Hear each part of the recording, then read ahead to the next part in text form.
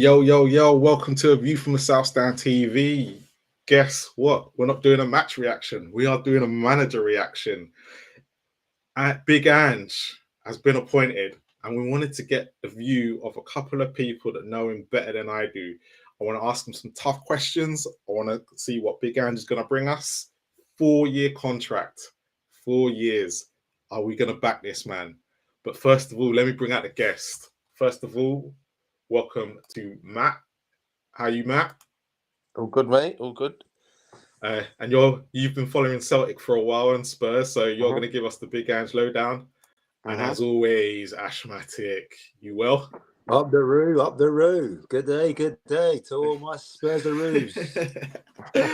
Terrible. And for those that are new to the channel, please check out Ashmatic's videos that he has put on. He has given a tactical breakdown of some of the players that we should be signing, and even a tactical analysis on some of the Celtic players that we're going to be signing, or should be probably looking at, as we are Tottenham Hotspur. So, boys, the reason for this stream today, Big Ange has come in. There's been probably a mixed reaction to the appointment. Me, one of them. But you two have been quite positive about it. So I wanted to bring you both on. By the end of this, I want you both to convince me that Big Ange is the man to take us forward. So, Matt, I'm going to start with you. Celtic, you obviously watched a lot of them. What is Big Ange going to bring to Tottenham?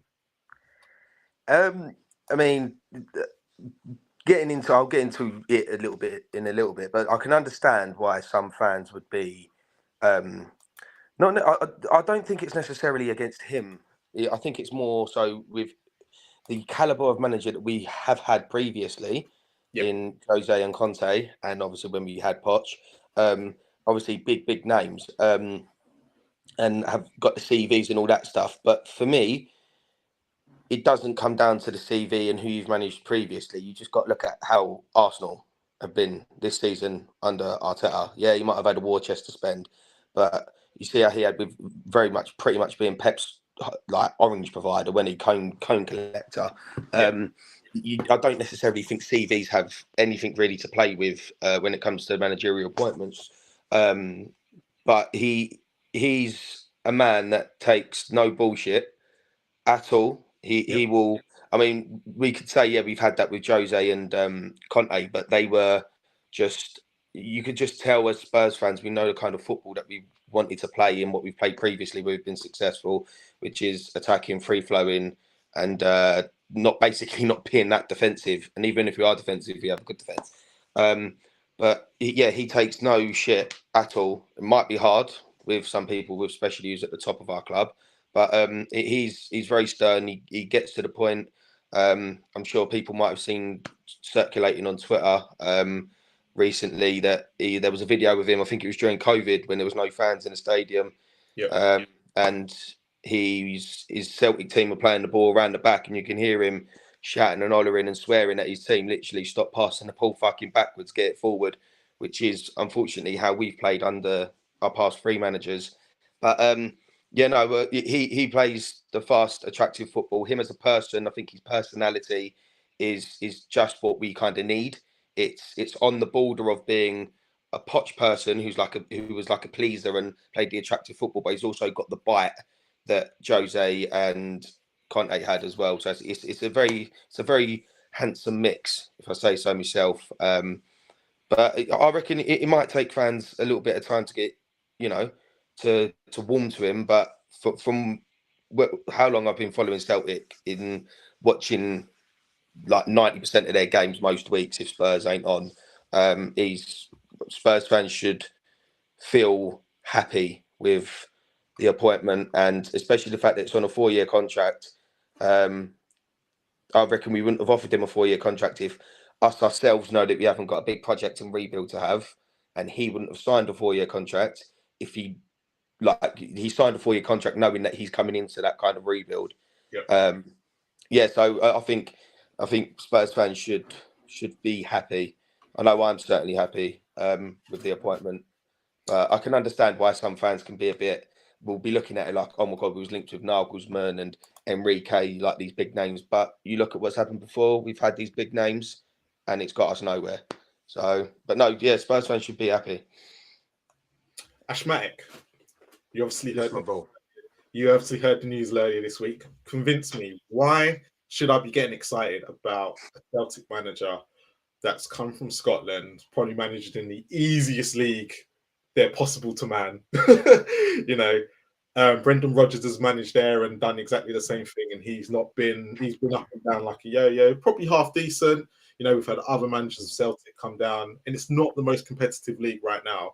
Why? Convince me to why I should be going, yes, this man is going to turn Levy and Enoch around and this club. Well, to be honest, I'm not here to convince anyone. Everyone's entitled to their own opinions, and we're all there to make judgment before the ball's kicked, because we've got a summer transfer window to get through. We've got a lot of players to get rid of. So he's got a big job on his hands.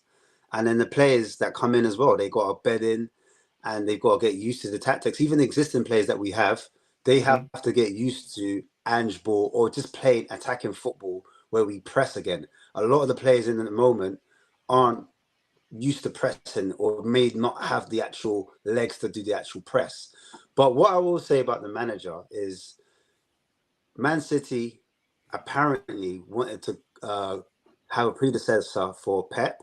Yep. And they looked at Big Ange. Then we go to Brighton. Brighton's number one choice was Ange Postecoglou. Yep. Didn't get him because he was already in a job. So then that's when they went for De Zerbi. And my thing is, Brighton's scouting system is pretty damn good. Yep. And I respect City. They're top of the league. They won the league. They won the FA Cup. They've got a Champions League final on Saturday. So if it's good enough, if it's good enough for them. Yeah, but question on that. Apart from Pep, the other City managers, have they been as good? You know, because we can sit there and say Man City have chosen, you know, can choose players and this and the other, but Man City have obviously got all the money in the world, right? But actually, when you look at their managerial appointments, Pep's probably been the most exciting and the one that's got him over the line. But Mancini and Pellegrini might have won the titles, but were they successful in the way that Man City is successful now? I think the most important factor was who they brought in before Pep, and not managerial wise. They changed their system in terms of like their backroom staff, the way they operated. They had director of football, and basically he used to work with Pep. And the thing was, they wanted to whatever players they came in, whatever academy players came in, it was always going to be the same. So they knew if they got rid of Pep, that the person they were going to bring on will carry on the philosophy, the ethos, etc., etc. Now, the way I see it, if Ange was going to be replacing Pep, that means he's going to carry on that philosophy. So what I mean is, I'm not mad if Ange comes to us and now he adopts that same philosophy that Pep started in the beginning, and that most of the top 3, top 4, top 5, top 6 teams at the moment, they're now adopting a back 4 and a high press, if that makes sense. So that's the team in the Premiership at the moment. That's the style that's yielding the most success. So in my eyes, it's a no-brainer for me. In terms of how long it would take, I personally think it might take a while, because looking at his history, when he's come into, like, for example, Celtic, when he came in, he lost, I think it was a Champions League qualifier in his first game. He did. And he got to Hearts, and it was either he drew it, or I can't remember if he drew it or he lost, but against Hearts, I think he didn't do too well either. So he's known for slow starts. And I think, again, with the Japanese team, Yokohama, he lost the first few games as well. And he actually ended up 12th, I think, in his first season. So I'm under no illusion that this is a quick fix, because we have a lot of potholes in our team and a lot of fires that we need to put out. But for me, the main thing is that we're going from a pragmatic style, where we will call the first half or second half FC, because we were so far back in our own half, and we used to invite a lot of teams because we wanted to hit them on a counter attack. We wanted to exploit the space.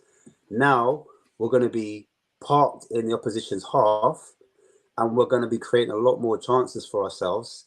And I know what most people are saying. We don't have maybe like defenders for it, or we don't have the team to kind of do this type of football. That was going to be my next question. Yeah. But like I said before, it's going to take time. It's going to take a few windows. But at least we're going to give it a go. And it doesn't matter what manager, whether it was Postecoglou, we had the same problem with Nagelsmann as well. If Nagelsmann came in, it would have been the same problem. If Arne Slot came in, it would have been the same problem. Whatever manager we're linked to with, because we were going for an attacking manager, we would have still had that same, even if we went for a defensive manager, we would have still had that same problem with a goalkeeper and a back four regardless. So that's where I think I stand on that whole situation about, attacking football. At least when it comes to the top 6 teams, because we didn't do too well against the top 6 teams last season. At least now we're going to have a go. At least we're going to try and play them. And we're not just going to soak up pressure and then have 1 or 2 chances that we have to take. So that's how I see it anyway. That's how I see it. Matt, so he's going from a club that, let's be honest, fully backed him, to a club that's, let's be honest, not going to back him fully, going to give him big part, little, part players here, commercial players there. It's the whole thing's, for me, the whole thing's a bit strange. We're going to Australia this summer. Scott Munn's worked in Australia with a signed an Australian coach who loves to work with the Asian market players, as Celtic have for. Is this just all a commercial thing for Levy and trying to exploit into a market? I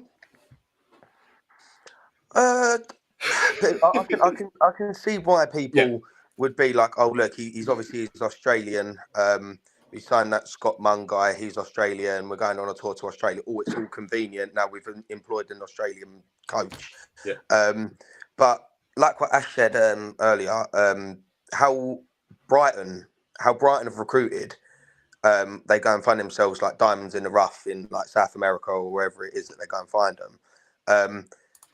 He done pretty much the exact same thing when he went to Celtic. He knew the Japanese league. He knew which players to go and sign and which players he thought would play and develop his team at Celtic. Now, yes, I'm not comparing us to Celtic. I know that, but in terms of not necessarily how big Celtic are to us, blah blah blah, and all that. But obviously, we know we're a better team than Celtic. But what I'm trying to get to the point of is how Brighton recruit. They find themselves diamonds in the rough, and look where they've got themselves. Who knew of Alexis McAllister? Who knew of that in Cisco? Who knew of all of them? Not many people. Apart from, I think their head recruitment had a his finger in a couple of pies there. And for me, I'm just going to ask this question. Brighton, everyone uses Brighton as an example, right? But Brighton are at a stage where they have to be very clever in the signings they have to make. Now, we should have gone past that stage. We're trying to make Champions League football. Now, for me, Brighton's biggest test will be next season because they're going to have European football. And the recruitment now has to be, do they want to improve on what they did last year? Or are they going to stay where they are and just go, look, we were lucky to get Europa League football. So for me, everyone uses Brighton as an example, but we should be way past that. Our recruitment's been horrible for years. So are we going back to, when Levy took over, when we were trying to be shrewd and, do we have to forget about Champions League football? Is Levy going to wait that long without Champions League football because he needs the money? But at the end of the day, he's funny enough, he's got to look at it from a footballing viewpoint, apart from a business viewpoint. He must be able to see that the dire situation we're in at the moment. I mean, how many seasons have we had European football, regardless of the caliber of European football? Like, when was the last time we was completely out of Europe, not getting through it in the league? He's got to realise that there is a massive rebuild going on here. There is. It's come to that stage now where we need to rebuild, and it's not going to happen overnight. It never happens overnight. No team that needs to go through a major overhaul of players and rebuild, it doesn't happen overnight, right? He's now got to realise it, like how a select few Spurs fans have already seen it. That this is an appointment that is going to help us fans fall back in love with watching Spurs play attacking football, free flowing football, like under Pochettino. Now, it's not, as I said, it's not going to happen overnight. The click of the fingers, wow, we're going to get top 4 next season. It's going to be a long slog, and it's going to be a process. But back to your point about whether he will be backed and whether, you know, Levy will give him time for it. I genuinely believe he will give him time because he's offered them a 4-year contract. So I think somewhere down the line they've had the conversation where Postecoglou's agreed to the contract, knowing that he's going into a rebuild, and hopefully, finally, Levy's seeing that there is a rebuild that needs to happen here. And yeah, for me, I personally think that, like, yeah, we all know that we need to sign world-class centre-halves and goalkeepers and all of this stuff. We know that we need that. That's where we should be. Yeah. But we've got to, we all know that's where we should be. Should is the big word there. It's not where we are at the moment. So we need to act like a team where we are at the moment, which is at that rebuild stage where we're still going to sign good players, but it's not going to be to the stage where we're going to be able to pay 60 million for a player or 70 million for a player or 55 million for a player. Because you've got to think, when we signed all of our big players, I say big players for big money, Sanchez, we had champions, or we had European football, and Ndombele European football, Reguilon, Lo Celso, all these people really like spent money on. We had European football, so we could attract them kind of players, and we knew that we would have had to have paid that money. But now he's basically rubbing his hands together because he's like, well, finally, everyone knows that he's a shrewd businessman and all of this stuff. But finally, he's going to be able to you know, like not kind of have his hand forced into spending 60 million on a player. Yeah. He's going to have to work towards a budget and know that, you know, we're not going to be able to attract and throw the money at players that we used to be able to. And as I said, that's what I reckon. That's why I reckon Ange has taken the job, and that's why I reckon we appointed him as well, because we knew that we needed a form of rebuild manager, and he's perfect for a rebuild for us.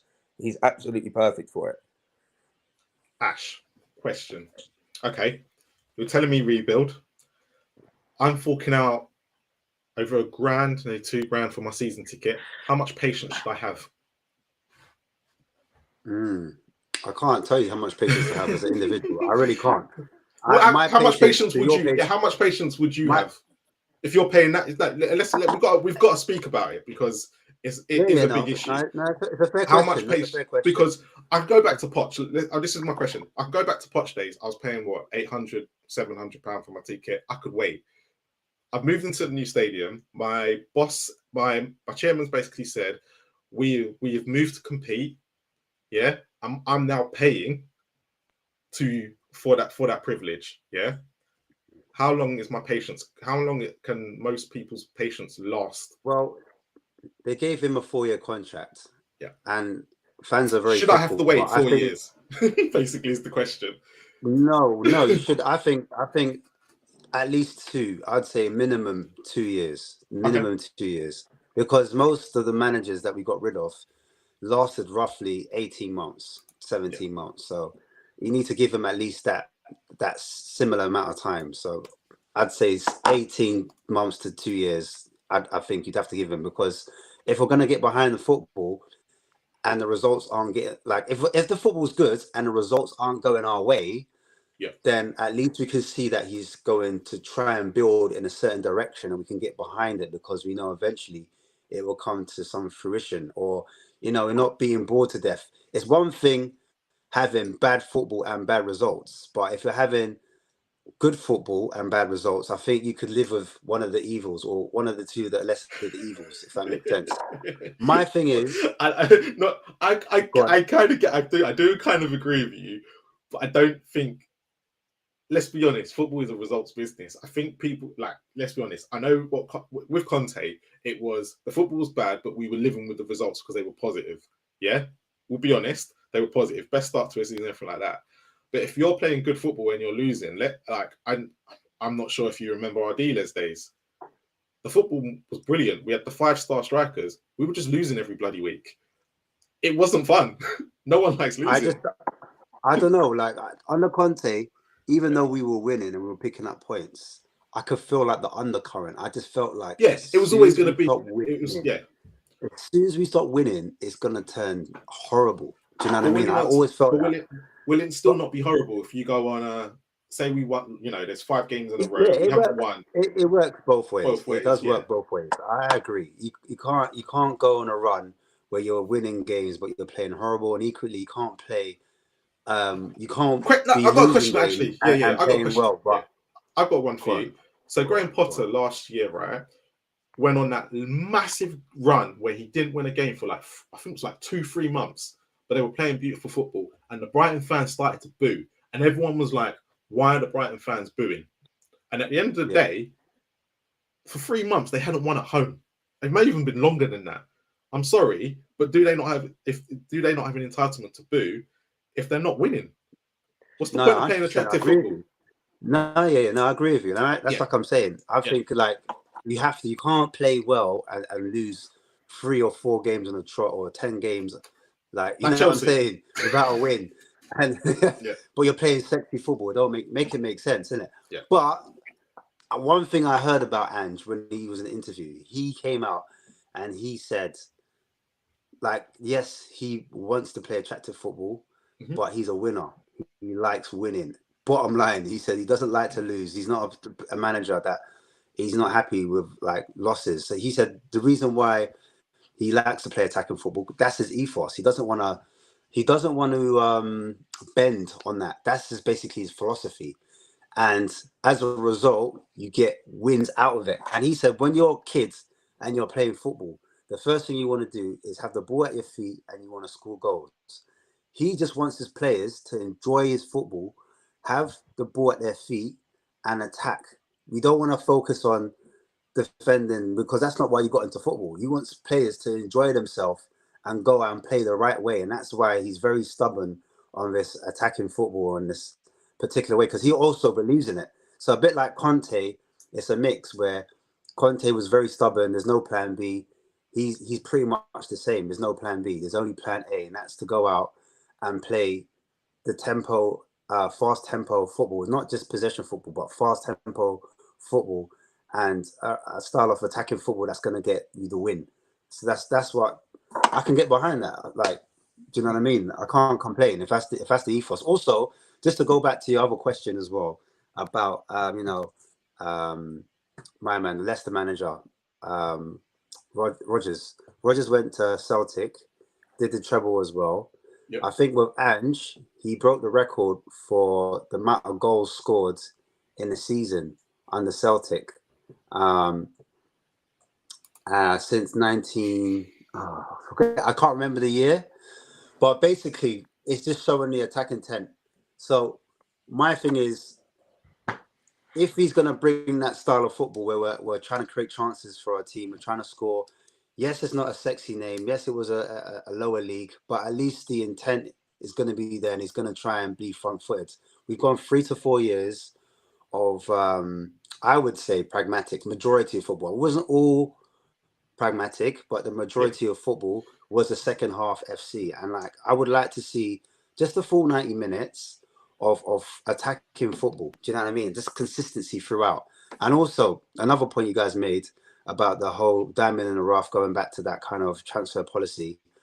I personally think, I don't personally think, what he tried to recommend Matoma for Celtic, but Celtic declined the offer. And then basically he recommended the same signing for Brighton, and Brighton went along and bought Matoma for Celtic. So if he can unearth players like that for us, I'm not going to be mad at it. He likes to play with wingers rather than wing backs. And I think wingers are better than wing backs when it comes to 1v1s and attacking the goal. So I wouldn't mind going back to that type of system. I've got a question for you. I've got a question for you afterwards. But Matt, I've got a question for you. Yeah. So when he came to Celtic, and I wasn't one of them, but because obviously Celtic are my second team, right? But when he first joined Celtic, he was getting ridiculed. And even Alan Brazil was like Ange who on TalkSport and stuff. But for you, seeing the reaction of Celtic fans in the last couple of days, what did Big Ange? I'm not going to say so. I've got used to saying it, but what did Big Ange do to turn them fans around? And for me, I think there was if you can talk about as well the Real Madrid game in particular in that first half where it completely dominant, and it was only a tactical change by Ancelotti, which is a worry of mine when he comes up against the big coaches. If he does get out-coached in that way, if we're a bit like when Ryan Mason against, who was it, where someone made a tweet. Oh, not Brighton, Brentford. Everton, Aston Villa. Right, Aston Villa. Yeah, Aston Villa and Brentford, where there was a tactical tweet, and it all went in the opposite direction. If Big Ange got the same problem. Well, I'm not being funny. No manager's perfect. Every manager's going to make tactical mistakes when they feel like they need to. You know, when they feel like it's the right time to make that change, go and make it. Do you know what I mean? Go and make it. But he's not good. This is the thing. He's not going to go and do exactly like what Jose Mourinho went and done in the Europa League final. You know, they went 1-0 up, and he went straight back to going defensive, trying to hold back on that lead, and they ended up biting him in the arse because they went to 1-1, they conceded, and he didn't know what to do after that. It all capitulated for him. But with Ange, you could say it could flip on the other side if he goes and makes an attacking tactical change and it backfires. But I said, no manager's perfect with their tactics. Not even your Peps or anyone like that is perfect. Pep would admit that he's made mistakes tactically. Klopp would, trying to think of other managers previously, will admit that they make tactical errors. It's going to happen. He's not coming in with an 100% win record wherever he's gone and everything's going to be perfect. It's not going to be like you're playing FIFA and, you know, you can control your team that way and it's different. You can sign whoever you want. Do you know what I mean? FIFA's harder than that, Matt. I'm struggling. You know what? I ain't played FIFA in a long time. I'm struggling. But no, that's what I mean. Like, he's going to come in and, yes, he's going to make mistakes. Like, fuck me, any manager makes mistakes. They do. It's common. Like, in life, you make mistakes. Do you know what I mean? He's going to make mistakes. But like what you added on, I think with him is that he plays such a style of football that we was literally crying out for the past 3 years and that we haven't seen since Poch. He plays pretty much the same kind of like attacking first and then we'll think about the defence when it comes to it. Yeah, that could bite us back in the arse because you look at Poch's defence compared to the defence we've got at the moment. I completely understand that. I can understand why people would be worried. But what 60 goals last year? What? 60 odd goals we conceded last year, and we've got a manager don't like defending. Exactly. So that's 60 odd goals we conceded last year with a so-called defensive manager. Do you know what I mean? Yeah. So like, I couldn't give a flying fuck if we concede 80 goals all season, but if we go and score 150, it doesn't bother me. Do you know what I mean? Like, it don't bother me. I would be happy to concede goals as long as we're, you know, as long as like you go score 2, we'll go and score 3, 4. Do you know what I mean? It doesn't bother me how many goals we concede. Obviously, I don't want nothing like a Newcastle thing when we concede like 5 in 20 minutes or something. But it wouldn't get to that stage. But us as fans can all admit and come together and say that we've been crying out to be able to go to a Spurs game, watch it on the telly, or however you watch your games, and want to see attractive football and attacking football. We've been crying out for that since Poch. There's been 3 managers since then. We are going to get that back, and that's what I'm saying. The first season is going to be a season where he tries to get us, but not even tries. He will get us fans back together again, wanting to watch our football club play football. That is what that first season is going to be. I'm not saying we're going to be going and we ain't going to be. But I've said in our group chat, I've said I do believe he will win us a trophy. I'm not saying first season. Look, people have had the exact same reaction to that, right? I'm standing by my guns on it. Yeah. Look, if he wins a trophy, when do you say it? Come on, I'm going to get this on stream. When do you think he'll win a trophy in his 4-year contract? When do you think he'll win it? I reckon he'll win the trophy second or third year. Okay, I genuinely believe that. If he doesn't win a trophy in the second or third year, we're doing this live, yeah. £100 to whichever charity happens. So if he wins a trophy, I'll donate £100 to a charity. If he doesn't win in the next 2 to 3 years, you donate. I'll do it. Okay, cool. Carry on. With Levy, the only thing is there is a counteract. It has to happen under Levy. But the thing, we know Levy ain't going to sell up in the next 4 years. So yeah, but this is the because if Levy goes, then I'm going to believe you. I'll be the first one to believe you won the trophy. But under Levy, this has to happen in the next. So let's say 2025. Is it 2025? Yeah, by the end of 2025, he has to win the trophy. Yes. So by the end of his third season, let's say he will win us a trophy. But then 26. We've got everyone's saying it's our son under Levy or whatever. I can't see him win a trophy. But look where Jose got us. Yes, all right, it's Jose Mourinho. I get that. But Jose Mourinho got us to a cup final and got sacked a week before. So hey, Big Ange could say something out of line and could be sacked a week before the final. Look, he'll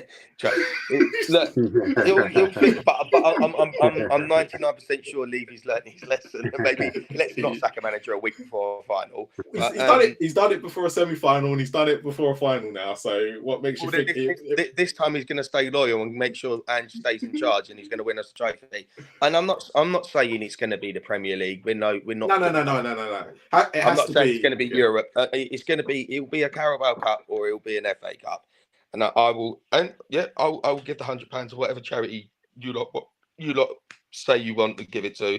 I'll do it because I am that confident. This guy will win us a trophy. But as I said, it's this first season. It's going to be, and to be fair, I'm not being funny, but we haven't got European football this year, right? Does that make a difference? Me personally, I feel like it gives you more of a kick to want to obviously go on. You can kind of, do you know what I mean? Because your fixture log isn't as big as what it is in Europe, so you can mainly focus more on even. Okay. I got a question. I got a counteract question to that. But these players should be used to European football anyway. You know, playing on a Wednesday, playing midweek, then playing on the Sunday. If they're good enough, they shouldn't need a week, because what happens next year, right? They do well this year. What happens next year? The same players that got you there, you're going to trust, aren't you? But actually, you're telling me now they can't play midweek. So it's not necessarily the they can't play 2-3 games in a week. It's more so about where your priorities lie and about like what kind of trophies you want to pinpoint. Because obviously, if you're in the Champions League, you're going to put all your eggs in the Champions League basket.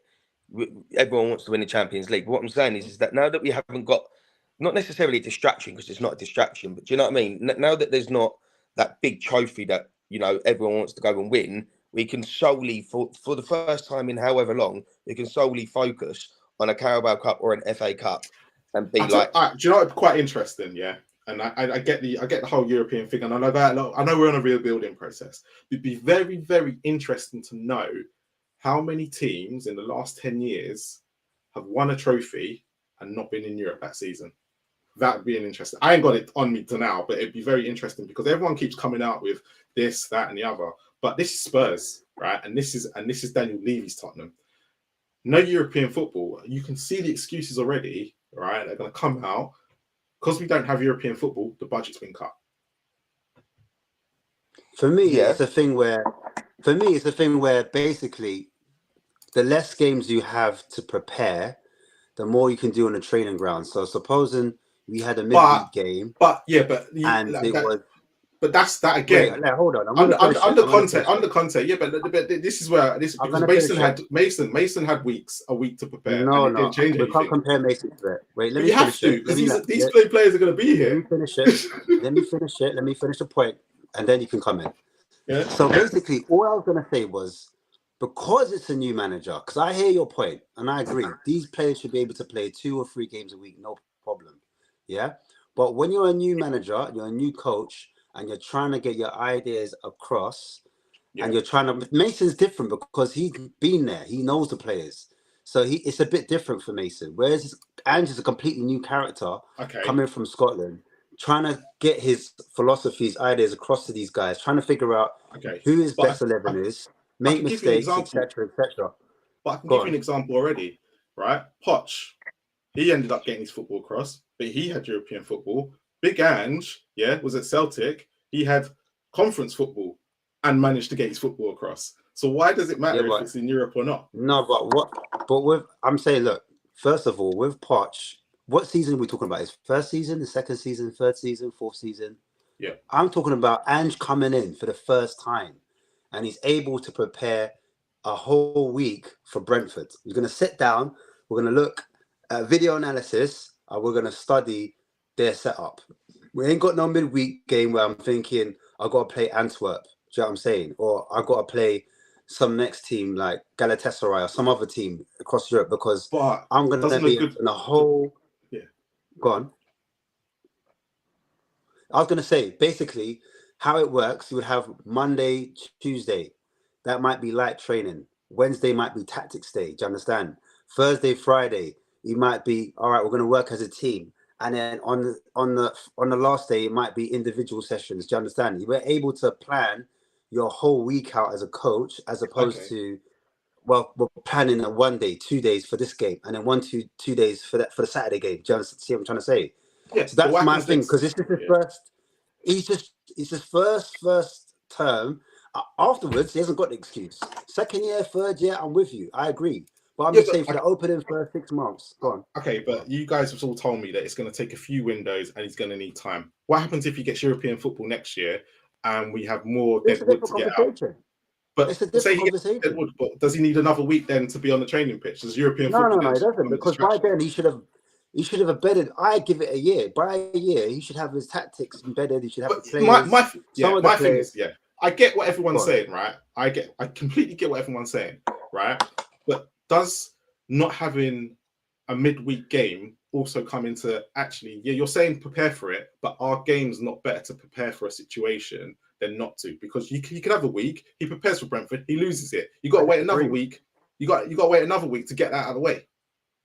No, because when you play a team in Europe, it's completely different to a Premier League team. So you're not gonna put out the same team that you're putting out on a Wednesday or a Tuesday, Thursday, compared to a team that you're going to put out on a Sunday. It's going to be, the tactics is going to be different. The players that you pick are going to be different. It's a different setup. But should it be? The season afterwards. There's a problem there. You've said the exact problem there. Why are the tactics different if the personnel are different? Should the tactics not be Aston Villa's, first of all, if you're playing Unai Emery, you're going to know that, all right, you're dealing with, first of all, a back four. You got Mings. Mings might be playing on the left. He takes the first touch on his right. We're going to look at that weakness. All right, cool. They like to play a high line. What happens next season? Then you're playing another team. But it's different by then, because obviously by then, he knows the league a little bit better. So he's coming against the same Villa that he's played twice already, or he's maybe played him 3 times because he played him in the cup. He's a bit more familiar. Villa got a new manager next year. I'm saying for the first season, huh? But Villa might have a new manager next year, so you might completely be going against a totally different tactic. This is what I'm saying. You're right. But there's all this. But the thing is, with or without, I think the whole argument is because the problem you've got is, right, yes, we've got no European football this year. Brilliant, whoop-de-doo, what? Say he does well, Say he does well, right? Because listen, and there's a lot of people, like I've said earlier, a lot of people said we're not going to do this in one transfer window, So you've got most of these players are still going to be here, right? You still got the Dyers. You still might have a Dyer and a Sanchez about, right? Then what happens when we get injuries and stuff like that? They haven't played because there's been no European football. There hasn't been that second game. You've thrown all your eggs into one basket. What do you do? I'm putting it out there because what Ange done when he came in first time at Celtic, right? What I said earlier about him being cutthroat and ruthless. He came in and he chopped all the deadwood. He got rid of 20 odd players, right? He got rid of the ones that he came in. And that's a good point and that's my thing. But he's still done this with European football, Celtic. Yeah, but that's what I'm saying. So he came in. Chopped down the deadwood that he didn't like. He didn't. There were some players, right, that he got rid of that were regulars under the manager before. Yeah, there were some players. He came in and he's like, "You don't suit the way I play football. I don't like you. I'm going to sell you." I get what you're saying. He done that with European football, but at the end of the day, he then once he's chopped his deadwood and he's pretty much got a blank surface with what he can utilize with what he wants to do. He then can come along and you got to think there's certain players that are out on loan. I'm going to mention one player, Ndombele, and Ndombele will flourish under the way that Ange Postecoglou plays football, right? So already that's one player that's coming back from a loan away, mate. Which, look, Big Ange turns Ndombele back into the player that we all think he was. I'll be kissing Big Ange's feet. But this is the point I'm making. This is the point I'm making. Is that the previous managers that we've had, Ndombele hasn't suited that style of football. Yeah, of course. He hasn't suited it. He's literally has not suited that. But the style of football Postecoglou plays, I'm telling you now, you'll be seeing a different breed of animal in Ndombele. I'm telling you now, because he will flourish. And there might be some other loan players that he might look at. We might. Well, there are some loan players out there that we fucking hate. Not mentioning any names. There's some out there that us as fans hate, and we never want to see the Tottenham shirt again. But I'm not being funny. I would trust the man that if he reckons that them players are the ones that suit his system and how he plays, I would trust him enough to be able to come in and have them players there. Because obviously, football nowadays is all down to squad depth. We all know that, whether it's European football or no European football, because injuries happen. It's inevitable, injuries happen. As I said, if you have European football, you need to obviously change your teams around. It's all about squad depth. And we've got a hell of a lot of squad depth, but we're going to get rid of that shit, and he's going to get in what he wants. So now we've got players now. He ain't getting what he wants. We know, but do you know what I mean? Do you know what I mean? Go on. Just to back you up, Matt. Sorry to cut you. Basically, with Poch, he was allowed to get rid of a lot of players in his first season. Agreed. Yeah, he was. And so that gives me a glimmer of hope, because I'm skeptical, like Marlon, but this is Levy. He's not going to allow him that much power. But the fact, when I saw a 4-year contract pulled up, I said, "Whoa, hang on a minute." Looked what he did at Celtic, and saw how much first teamers he dropped and got rid of. I said, "Oh, hang on a minute." And then the players that he brought in players from MK Dons. You know, how does he know about League One? Do you know what I'm trying to say? He's picking players out from League One. He's picking out players from Benfica's academy. Do you know what I'm saying? He's picking out players that you'd think it's Australian. He's meant to be Australian. How is he meant to know about all these players? And he's got them playing for him. They're all young. They're like 21, 23. And my biggest problem with Spurs last season and seasons gone by is the lack of movement off the ball. And when we played Sheffield United, especially, this is what I noticed. Even though we had a team, it wasn't our first team, but we switched it up. I thought this team was capable enough to beat Sheffield United. But the amount of energy that Sheffield United had, their B team, they outrun us. They had energy. They had better movement of us. They were winning second balls. And I'm like, how is this happening? The only thing I could put it down to was that they had a younger team. That's the only thing I could put it down to. But I sometimes think I don't really buy into the whole superstar, whatever. If the players believe in the manager and they're behind his tactics, football's a simple game. Do you know what I'm saying? It's not a hard game. But if we've got movement off the ball, they're winning the balls, they're running through big walls for the team, and everyone likes the style of football. If people like the style of football, then it's fine. If they don't like the style of football, Ange's going to get rid of them. He said, "Look, you're not for me. You like passing it sideways. You like passing it backwards." He likes progressive football. It's not just passing for passing's sake. That's one thing I did like. Because, Pep likes possession football, and then he kind of waits for that opportunity to open up. This guy, he wants forward-thinking passing. Do you know what I mean? And he wants attacking football with it. Sorry. Question. That was it. That's what I was going to add on. I've actually got a question for you. One either of you can answer. So he likes playing 4 at the back. Yep. What happens to Porro and Udogie? That's my first question. If you're going to sit there and tell me, are they going to play right back and left back? Yeah. Is Romero, Dyer, Sanchez? Did I say Maguire? Maguire because we've been linked with him. Sanchez, Tanganga. Who else plays at the back? Ben Davis. Are they good enough? Yeah. If Longley, if we sign him, are they good enough to have Udogie and Porro, who are very attack-minded, and Big Ange is, or is it going to be an Emerson Royale and Ben Davis instead? Can't we say the same about how Poch played with? No, because Cole Walker could defend, and that was the one thing everyone said he couldn't, and Pep has shown that he can defend. Right, but and we had Toby and Jan, very important. Yeah, I get that. But what I'm saying is that everyone knows that. Well, I don't really know much about Udogie. I'm not really. He's very attack-minded. I can only imagine he's defending his suspect. I get that, but they're both effective going forward. That's my point. They're both really effective going forward. Udogie and Porro are so effective going forward. You don't really want to get rid of them. But at the end of the day, the Premier League is not. It's an unforgiving league. And if you can't, Porro has seen on quite a few occasions, what happens if you can't defend?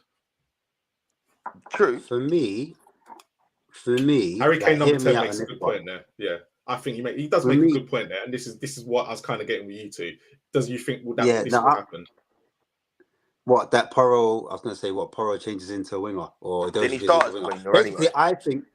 I think basically the way Emerson Royal plays, he naturally comes inside. So when Emerson's on, and we saw it again with Mason, where Porro was playing left mid or left wing, and then Emerson Royal was like behind him. Mm-hmm. So I think personally, if they're going to have a Doji, then I think Emerson comes on. So one of the fullbacks, which is more natural to their position, which is Emerson Royal, he sits. And then what happens is Idoji will go on and he'll be one of the more front-footed fullbacks. So he will push up, but Idoji will tuck in and become like another midfielder for whoever's at the back for us. So supposing it's a Bissouma or Højbjerg or a Skip or whoever, he will come inside and he will kind of like become like the second midfielder while it's Idoji. Or if it's vice versa, if we still have Ben Davies or if we still have Reguilon, then they will sit. And then it'll be Porro that goes up and down. So it'll be a bit like what you see with Arsenal or even what you see with City. When you see City, only one of the fullbacks invert and one of them push on. So it's not all of them all fly up together. I think we'll have to do that until that's addressed in further windows. They have got Diaz, Laporte, Ake and Kanji. Come on. The only thing I'm going to say, I agree. They got a much better defense now. The only thing I was going to say was, and I'm not a Maguire fan at all, but hear me out. Just stay with me. It's not easy. This is the only logic I can think of. Maguire is good in the air. Yep. So basically, agreed. When you've got one of your fullbacks pushing up, right? What Celtic were doing on the Postecoglou, 3 of them would make a triangle. So you'd have your winger, you'd have one of the midfielders, number 8 or number 10. They would come inside as well to the wide position and they would link up with a fullback and they would make a triangle, right? So basically, when we're defending as well, those 3 players, they would try to pin the other team in. So they've got no route to kind of come out. So they would force them to go long. When you force them to go long, then Maguire's there with his fat head and then he's going to win all those headers and then we're going to retain possession back in. That's my only thinking. That's the reason why we get Maguire in, because I can't see no other reason why we're linked to him, because he's just terrible 1v1.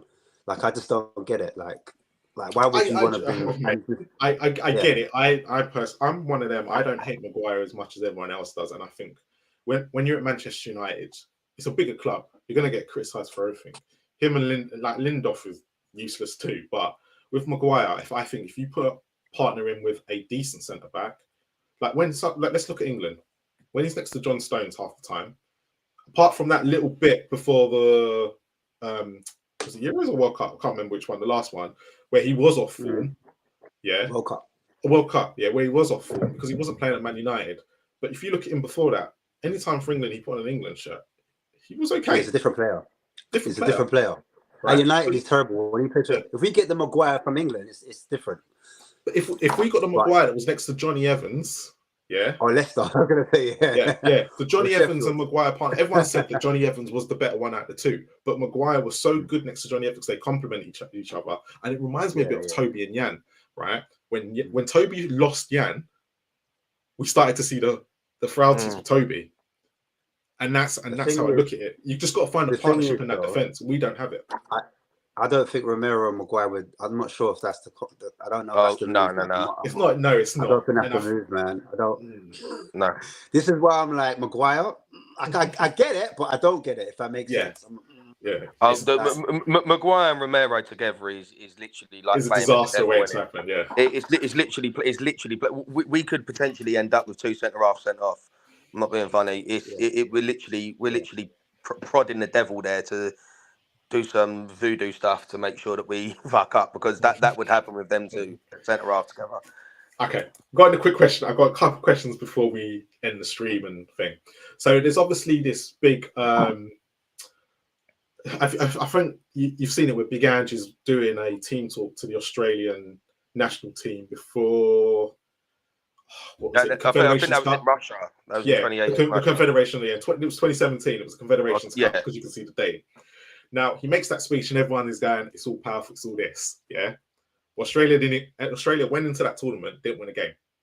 Now, it didn't make a difference. Is what I'm saying. But with our squad, right, and the way they have been for us and how comfortable they are, is he going to be going up against a brick wall with them as he did when he was with Australia? Because they didn't take the speech in because they didn't perform as great as they were supposed to, and not long after that he left. Yeah, I look at it almost as if we've been crying out. I feel like for a leader, like a I don't know, like a Vieira or Roy Keane that will kind of get you by the scruff of the neck if you're playing shit and say you're playing shit. Do you know what I mean? Like we haven't really had that kind of leader with us. Like there's no disrespect to Kane or anything like that, but I'm not being funny. If I was in the changing room and Harry Kane's trying to be like proper motivational and like you saw him in the fucking documentary when he had everyone around the circle, wasn't it, for that Champions League game or whatever it was. In the nicest way, I love Harry Kane, but in the nicest way, he's not really a motivator, is he? Yeah. Exactly. Like Hugo Lloris has fought Son before. Like, what kind of captain fights he's played? Like, I'm talking. Bearing in mind, I know what I kind of just hypocrited myself for what I said, but I'm talking like we haven't really had a leader that will, as I say, take you by the scruff of the neck and be like, sort your fucking self out. To be fair to Hugo, in that documentary, like I actually thought when I saw his team talk and stuff, I thought he was a lot better than what I could see why he was captain, right? And his performances didn't warrant him being captain, but actually, when you saw him and heard him in that team talk, playing football myself and watching that, I was literally like, you know what, I could end up playing. I would probably run through a brick wall for that man. And actually seeing that thing between Son and Hugo was a positive for both of them because they both ended up having good games after it. So, and we are talking about our players being comfortable here. Yeah, but this is what I'm saying is that I still even now because it looks like Lloris is going. And obviously Kane will be captain. We all know that, but he's not really a motivational type that's gonna proper. I'm gonna be like, oh fuck, I'm gonna really go and play well in the second half. But we don't necessarily. Quick question on that because quick question on that because Big Ange has now got a big decision to make because you just said there, Harry Kane to be named captain, However, Harry Kane could be leaving in a year. Are you going to make that decision and only have it for captain in the year? Then you got to make another one in a year's time. Do you not want your captain to be who's going to be with you for the next 4 years? I say we bring one in. I say we bring one in. Does Big Ange? This is the big question. Does Big Ange have the balls to do it and not make him captain because he's not going to sign a contract? How do we know? He might win that trophy in the first season, you know. I'm telling you. He might. No, I'm joking.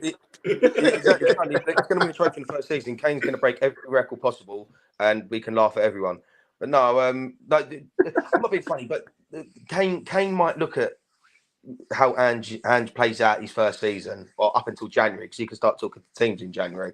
And he very much is in charge of himself there. From January onwards, he's in charge. Him and his team choose where he wants to go. But I think what was he getting on to? I forgot what I was getting on to now. Captain. Oh yeah, captain. Harry yeah, Kane and captain. I feel if Kane's looking at how Ange's, if the first season is not, I'm not saying mad successful, but if the first season, if he can see that there is progress happening there, I believe that Kane will sign on a dotted line for us again.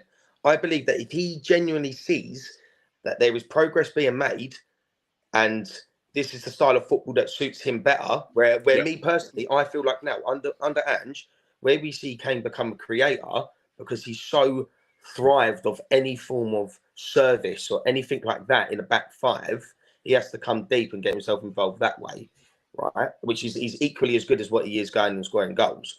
But under Postecoglou, we will be seeing Kane in the box a lot more than what he probably has been in previous seasons.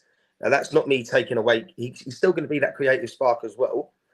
But we will be seeing him in and around the box rather than dropping back on the halfway line, spraying 50, 60-yard balls. So, Matt, what do you think? Go on. No, I was going to say, do you think Kane's better in 10 or 9? I've always said, right, obviously, when he first broke into the first team and had been basically carried our team ever since he's broken into the first team. He obviously, we all saw him as a 9 and a prolific goal scorer, but when I was seeing him dropping further and further back, because I think I might be right in saying, was it Jose that said to him, "I will mold you into a world-class player"? And I think Jose might have been the one that kind of pushed him towards, dropping back and spraying out the balls and that. But I feel like he's very much like how Wayne Rooney was. The older Wayne Rooney got, he realised Kane's hitting his prime now. But I'm saying when Rooney was getting I think it might have been 33, 34-ish, around that age, 32, he realised he lost that little bit of pace. He probably lost that sharpness, and he dropped back into a 10 role. Now, I believe Kane will be doing the exact same thing. Me personally, I feel like he's better as a 9. He needs to be in the box scoring his goals. And he's been creative, right, as he has been the past couple of seasons. And he banged 30, was it 32 goals this season? 30? Is it 30 or 31 this season in the league? And that's him arguably dropping back into a 10 role most of the time. And even in previous seasons, he scored 20-odd plus. Do you think that was a detriment against him, though, for the Champions League games? Because I don't think he only scored in one game, didn't he, in the end? Yeah, but then it's a different. It's kind of like a different kettle of fish in Europe, isn't it? Like you're playing against. Me personally, I feel like you're playing against more tactically minded teams. Excuse me, but I do feel like him dropping back into a 10 role wasn't doing him any good or justice in Champions League games. But we know deep down he's at his best from 25, or I'd say 20 yards to in the box. That's where we know he's at his best and he's going to be scoring goals. The reason sorry to cut you, Marlon, as well. The reason why I asked that is because you've got a high pressing team now in Ange Postecoglou. Okay, was that, you're going to say that? Sorry, I just took off your word. All right, cool. This is how I want the show to go. Yeah, go on. Yeah, you've got Kane. He's not really got the legs anymore, like when he first burst onto the scene under Poch. He was pressing then, but I don't think he's got quite the same legs right now. So do you think under this system for Ange that, Kane can play that number 9 where he's pressing from the front? Yeah, or do you think... I know. I believe he can do that. I really do believe he can do that because, and I'm not being funny as well. From I see on Spurs' YouTube the other day that they put all of Harry Kane's goals this season on, and I looked through them just to relive how he scored all these goals.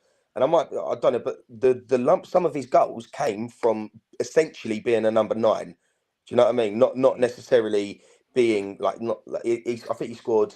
I don't know how many he scored from outside the box, but a big sum of them goals, like 11 of them were headers. Or 12 of them were headers or something. He got double-figure headers. The majority of the goals that he scored last season, all 32 of them, however much it was in the Prem, were goals that a number 9 would predominantly score. Do you know what I mean? Like, he had a couple of ones from outside the box that, he probably wouldn't have seen himself in that position if he wasn't getting dropped back as a 10. But I believe that under how Postecoglou plays, Kane will be a perfect fit as just stay as that 9. Because he plays either a 4-3-3 or 4-2-3-1. They're basically both the same formation. Even if you play with a 4-3-3, one of the 3 centre midfielders will be a more attacking threat, which will then relieve the pressure off of Kane to be that creative number 10. Because under our past 3 managers, we haven't had a creative number 10 in the middle because we played 5 at the back. So Kane's had to do 2 man's jobs. Whereas when now he will have a creative player of some sort in that middle, whether that's in Ndombele, whether we go out and get Maddison, I don't know, the other players, Ange might find a new Matoma, someone like that, you never know. But, now that we're going to play a system where we're going to have to play a number 10 or an attacking midfielder, Kane will reap the benefits. Look at Kane when you had Eriksen in the 10. Them two were like a perfect combo, weren't they? He needs that. And Dele as well. I forgot about Dele Alli. Yeah, and Dele Alli. He's doing two people's jobs, and he's doing them to fucking world-class standard as well. By the way, I said somebody dropping back as a number 10 and still scoring 30 Premier League goals a season, only being overshadowed by an absolute robot that's made in a machine that's made in a factory in Ireland. But no, I feel like under Postecoglou, you will reap the benefits of Kane as a number 9. Last question for both of you, and you can both answer this at different times, but do you think a lot of the negativity surrounding the Poch it's because he is Australian. Now, he's got the name, but if he was born in Greece and he went through the Greece leagues and had Olympiacos on his CV instead of having is it Melbourne? Yeah, Brisbane Roar and Melbourne Victory and Yokohama.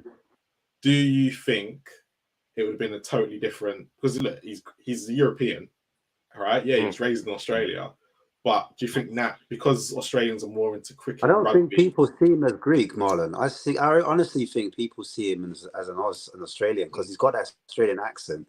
He managed the Australian national team. He managed teams in Australia. So people just look at him as an Australian. They don't look at him as a Greek man. Do you know what I'm saying? That he's a European. I don't think so. I think most fans see him as. And I think most fans to be fair, he probably thinks he's Australian. But my question is, if he had come through, say his family never moved to Greece and never moved from Greece to Australia, and they stayed in Greece, and he ended up having the Greece background, do you think there'd be a lot more less negativity around it? Yeah, I think because the headlines are first Aussie to manage in the Prem. That's the headlines, and that's how fans are looking at it. And then also, if you take that to one side, he's managed in Australia. So you're going to look at that and think, well, you haven't managed in Europe, you've managed in Australia and Japan, and then you went to Scotland, and none of those leagues are elite. So you just think of it and you think we were linked with Nagelsmann. It's a bit like how we're looking at Harry Maguire coming to Spurs. It's that kind of feel, like some people are like, what?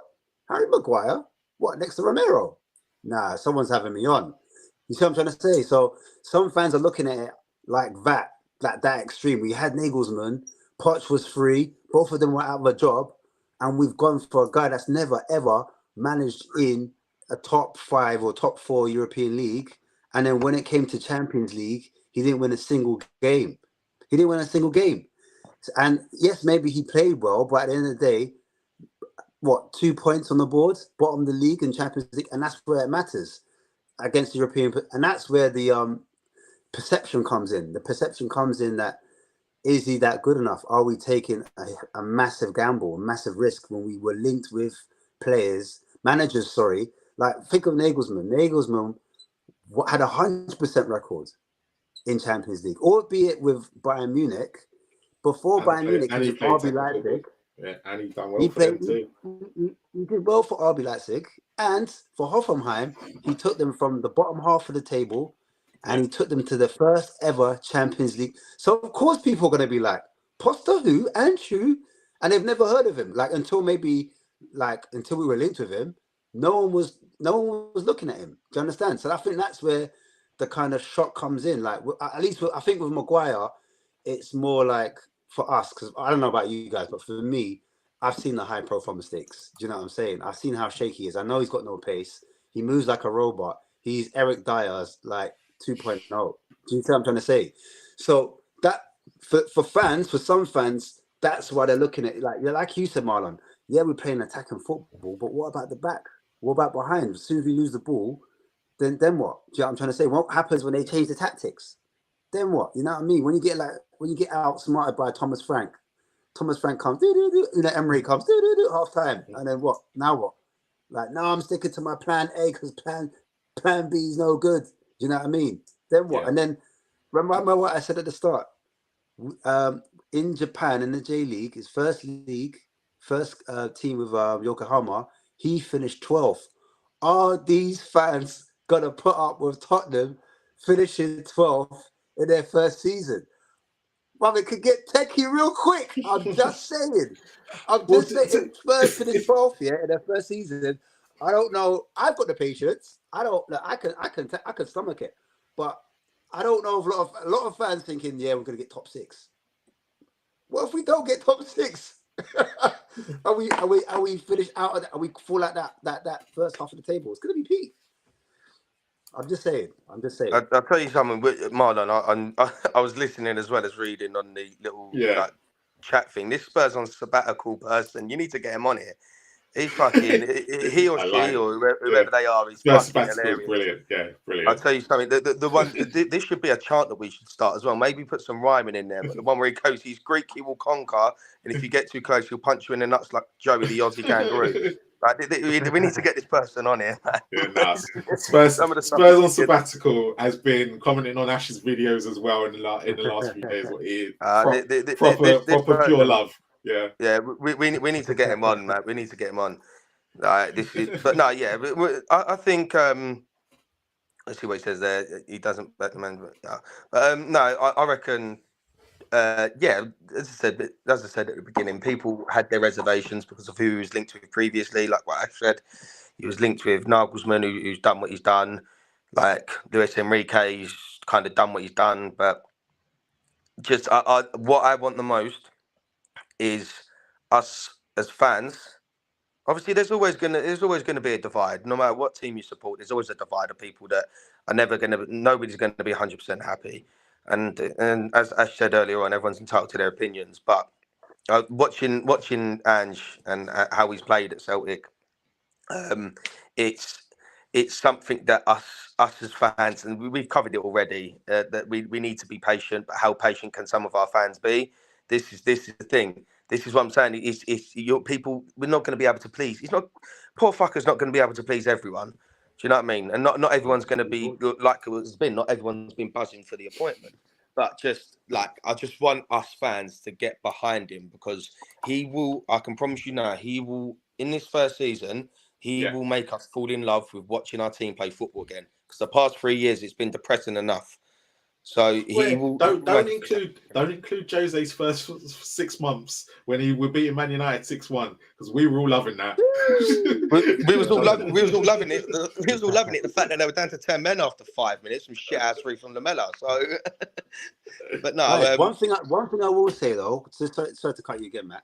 One thing I will say is, and this is a massive if, and this is why I think it might work as well. I look at what he did at Celtic, and he got rid of a shitload of players. He got rid of a lot of players, like we said before, a lot of first teamers. And he brought in players. I think the most expensive player was Joe Hart. And that came from us, about 9 million. You see what I'm trying to say? But he brought in 10 to 11 players on a budget on less than 9 million. Less than each player was like 4.5 million here, 1 million, someone 500,000, albeit that was SPL. So if he's allowed to do that at Tottenham, get rid of all the players that he doesn't like, not that we don't like, that he doesn't like or he doesn't see fit for his system, and then he brings in a bag of youngsters that are going to run for him, they're going to fit his system well, and also at a good price point, because Levy likes a bargain. So, like you said before, if he finds a Matoma or a player like that from whatever league, whatever division, wherever across the world it is, if it makes sense, I'm all for it. And if he gets us playing that type of football, whether it pushes up the table or not, I can see the vision working, then I've got a bit of hope that this can work. This can work because it suits Levy down to T. It suits him from a commercial point of view, that he's tapping up the Asian market. And it's going to get players that are cheap. Do you know what I'm saying? That's going to suit him down to the T. And then if these players become big, he can sell them on for profit. Because we haven't sold any players since, I don't know, Kyle Walker, maybe Trippier. We haven't made a profit in ages. Maybe Ericsson. I don't know. I couldn't even tell you the last player we sold and we made a profit. Before we were able to sell a player. Not with inflation and stuff. Because if you look at Ericsson, we could have got rid of him for like 80 odd million a couple of years before. So technically you lost, but yeah, we bought money in. But yeah, you've got a very good point. So I'm just making the point. I'm just making the point that if he's able to, because he's got a good knowledge of world football. That's one thing he does have. He surprised a lot of Spurs fans on how much knowledge he has on certain players. And he's going to be picking out players we've never heard of. And then we're going to think, who the hell is this guy? What's this? You know what I'm saying? And then for me, the biggest question will be, it's fine for Celtic when you can pick out the Jotas and stuff like that, and they can go play in the but they can go play in the SPL. The Premier League is an unforgiving league, and you can have players that run for you, but if they don't have quality as well that we need for the Premier League, because Matoma's won, but there'll be a lot that he's got wrong as well, and he needs. And the problem is, we're at a point where it needs to be right now. Yep. I agree, but how many managers get every transfer correct and right and straight on? Do you know what I mean? This is where we've got a kind of no. But then, I actually completely agree with what you just said. The problem is Levy, and this is going to come down to Daniel Levy. Daniel Levy is employed 2 managers. He's employed 3 managers. I'm wrong. 3 managers, 2, and Ryan Mason's been in temporary charge twice. He has got most transfers since Toby Alderweireld has been wrong. Mm-hmm. Majority have been wrong. I can't think of one apart from Porro. Even Porro's hit and miss. We don't know what he's going to be like. I can't think of Bentancur and Kulu were probably the 2 that we went, and Kulu's been poor. So the recruitment is completely gone. So we're at a stage where the recruitment's been so bad over the last 4 or 5 years. I don't think he has time to kind of, where with Celtic it was a bit different. He can do that at Celtic because, let's be honest, they could make mistakes and they're still going to win the league.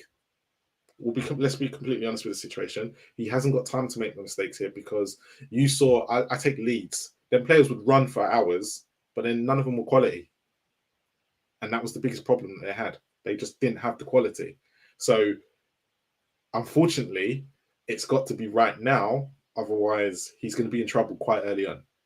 But he's also not stupid. Like as I said, we know that he's got his specialities like the Asian market and all of that stuff. But he's not stupid as well. Like, do you really think if he's got the chance to sign somebody like a James Maddison or somebody like that, do you really think like he's not silly? He's not going to. Madison's not come. Madison's definitely. No, but like I was using him as an example. Do you know what I mean? Like somebody like that, or like like a Harvey Barnes. I don't know, somebody like that who played in the Premier League, for instance.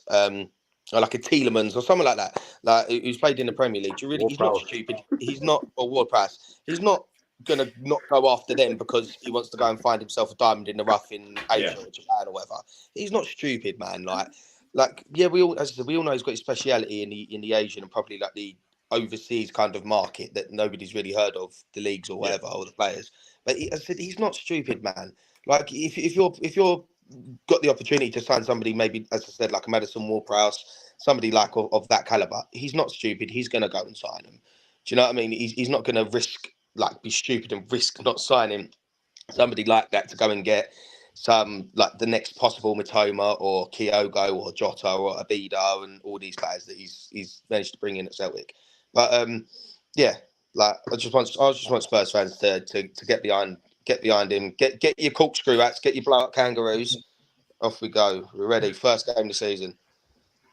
And on that note, hopefully everyone who's tuned in is now going to be rooting. Well, we're all going to be rooting for Big Ange. Let's be honest. No Spurs fan is not going to be behind him. Yes, he was probably the most underwhelming choice. And if you looked at the bookies, we weren't even on the list about a month ago. No, I'm fuming, to be honest. I should have gone with my aunt and just fucking lumped £100 on him when he first came on the list at about, I don't know, what is this, 20s odd, wasn't it? Halfway through the season, I think he was on. I should have just lumped it. So a lot of people were right, as in, the reason why we couldn't get him. Well, actually, we don't know. We don't know who Spurs were talking to because at the end of the day, they would put out anything. But we waited till the Scottish season was finished and got him in. Look, he's going to be here for at least 18 months. But more than that, Marlon, man. Yeah, hopefully, these 2 boys have convinced you that actually Big Ange is going to take us forward. Please like, subscribe, and comment on anything that we have talked about. What are your views? Are you backing Big Ange? Are you thinking actually? And the other question is, how long do you give him? Do you have the patience to wait 1, 2, 3 years for it to all work out? A bit like Arteta, unfortunately. But that's where we are. Come on, you Spurs. Please make sure you tune in to. We're going to be uploading pretty much nearly every day. Some of your tactical analysis and transfers with Ashmatic, correct?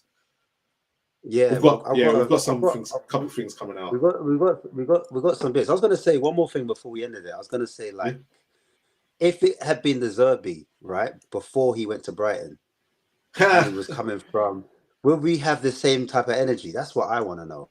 Like, well, this is my question earlier to you, because everyone was calling for De Zerbi, right? And that's because he's been at Brighton and done well, but would they have had I totally agree with you, because that's why I asked about if he had gone through the Greek leagues instead, would we have been like, ooh? Yeah, and, exactly. And that was my question. And even Thomas Frank came from the Championship. Before that, he was in that. Was it not? I think he might have been an assistant or something at Brentford. Yeah, or something. he was an assistant. It might have been like He coach was at an Brentford, assistant. and then they thought, fuck it, we'll give this geezer a chance, and look at that. Yeah, But then you've got to look at like as I said, and we're linked to Thomas Frank, Arsenal and gave people were like, Arteta a "Yeah, I'll have chance. him in."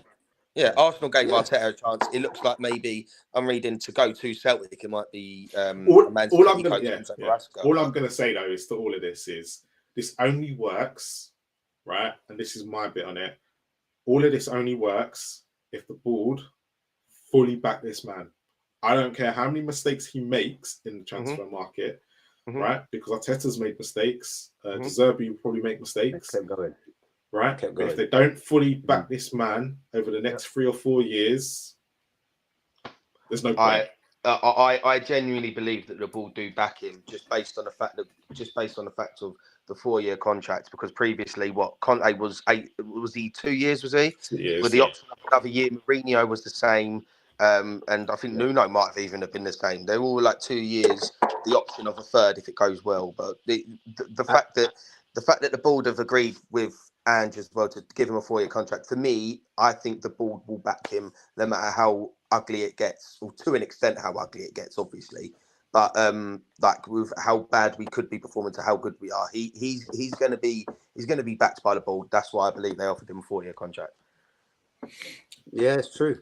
Even when it comes to Poch, we go back to Poch or other managers, Martin Jol, that was pretty much the same thing, wasn't it?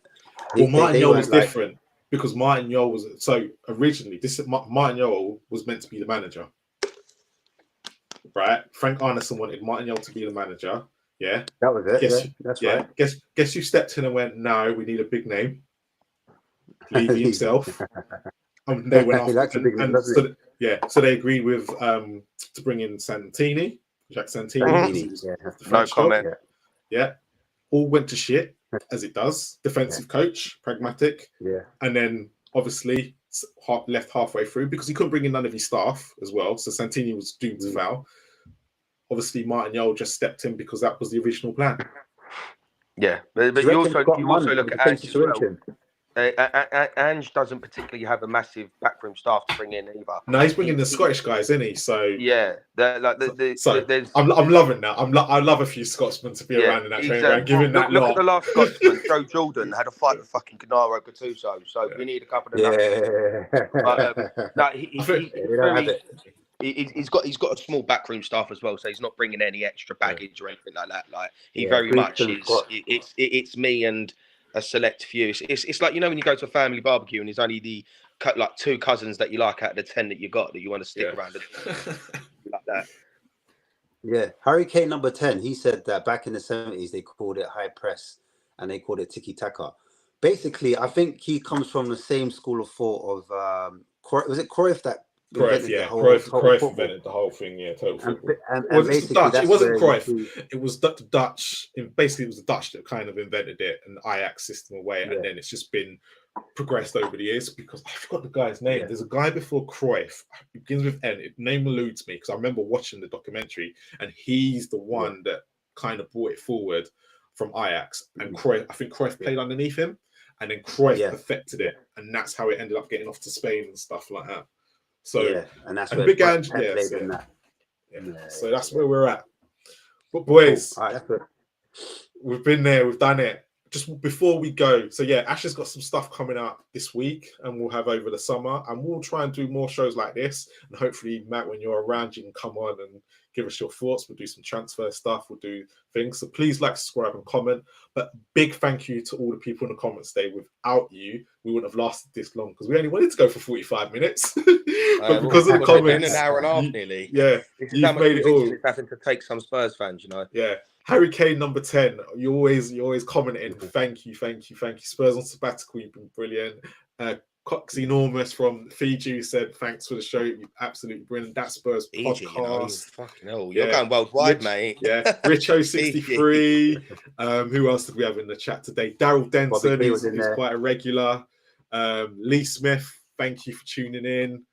who else have we had? The East End, thank you for tuning in. Just going back. Bobby K as normal. Charlie, my mate. Spurs, thank you. Scott M as usual. Brilliant guy. Mark Smith, Ryan Isaacs, thank you very much. Right. But on that note, hopefully, please like, subscribe, and comment. Get your comments in about Big Ange. And hopefully we're not here in 18 months talking about Big Ange being sacked by No, we're not. We're back in 18 months' time with you giving a one to charity, Marlon. That's what we're doing. hopefully. Look, it'll be one of them. We'll have to do a stream and be like, this is our charity stream because I need to give money away. Yeah, definitely. So 24-hour thing. But thank you. Yeah, as Ala said, please tune in. We've got a lot of videos coming out this summer. We're not going to go dead in the water, but yeah, as always, come on, you Spurs. Come on, you Spurs.